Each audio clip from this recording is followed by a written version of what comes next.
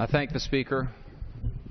Mr. Speaker, it's a privilege for me to be here this morning and to share with you and our colleagues the story of an exceptional American, Ron Miller, who I'm proud to say lives in Virginia's 2nd Congressional District, the district that I have the privilege to serve and to represent. Ron is 46 years old. He's right here, and he'd always planned to go back to school, but at age 33, his life was rocked. He was diagnosed with Lou Gehrig's disease, or ALS, a devastating neurodegenerative disease that progressively affects nerves in the brain and the spinal cord, and it's a disease for which at present there is no cure. Now, Ron is paralyzed from the nose down, yet he used eye-glaze technology, computer technology, to complete his associate's degree in liberal arts with honors in a bold and courageous effort to bring attention to ALS. The wonderful staff at the Lake Taylor Transitional Facility where Ron lives and where the graduation ceremony took place were there, and I saw tears coming down several of the staff members' eyes as they watched Ron receive his degree. And actually, the president of Excelsior College made the effort to fly down to be with us that day. I was deeply honored to be there and to have the privilege of sharing the commencement address, but it certainly wasn't my words that inspired everyone who was there. It was Ron's words that he shared through his computer.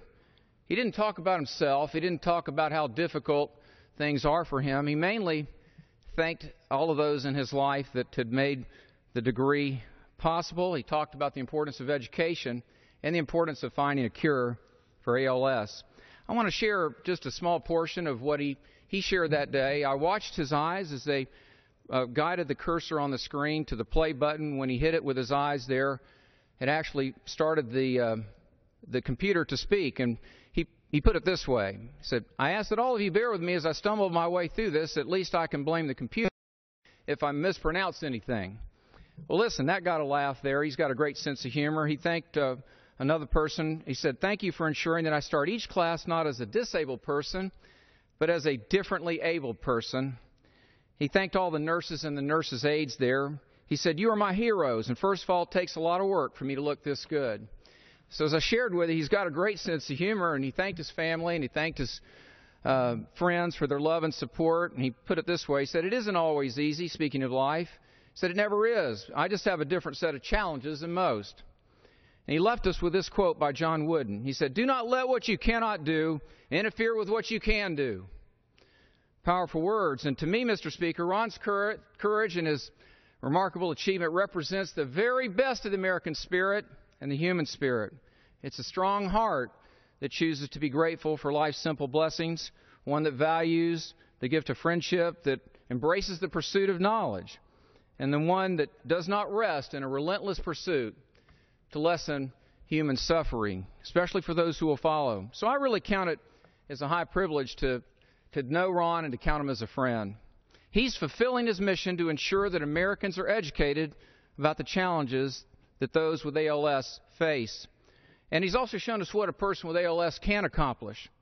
He and many others who are heavily burdened with ALS and their families are calling attention to the need for improved access. And we have a wonderful facility in Virginia Beach that is just a tremendous asset for those who are afflicted with a disease that affects their physical mobility, and that includes many of our wounded warriors. It's J.T. Grommet Island. It's right there on Virginia Beach, really the first on the East Coast, that allows people that are mobility impaired to get down and experience the joy of being on the water and the sun and the sand and just being outside. You know, there's a lot more work to be done, and I'm so proud of our friends, Bruce Thompson and others. His son Josh is afflicted with ALS, and he led the effort to build that facility that I just mentioned there. It's called J.T. Grommet's Island, and it's named in honor of his son Josh, who's struggling with this, and his family is as well.